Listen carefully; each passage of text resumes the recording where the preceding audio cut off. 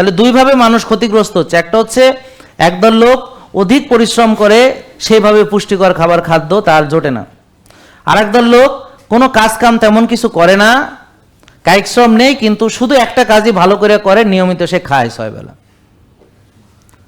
আর দুটো কাজ কি? একটা হচ্ছে ওরা এত পরিশ্রম করে যে রাত্রে জাগায় থাকা সম্ভব হয় না, এত পরিশ্রম করে যে রাতে শোয়ার আগে ঘুমাইয়া পড়ে, কারণ সকালে উঠে আবার পরিশ্রম শুরু করতে হবে। বিশ্বাস না হলে আপনি এই যে স্টেডিয়াম আছে ওখানে যান, পুরো স্টেডিয়ামের চতুর্দিকে দেখবেন এই খেটে খাওয়া মানুষগুলো ঘুমাচ্ছে, মাঠে ঘুমাচ্ছে, রাস্তায় ঘুমাচ্ছে, বুঝতে পারছেন?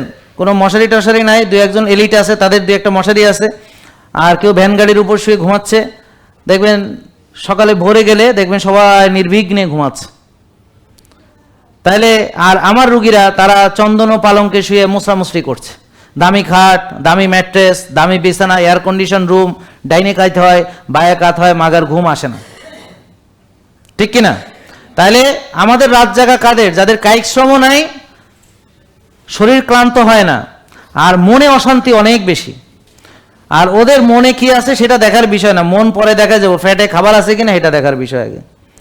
আমার কথা বুঝতে পারছেন?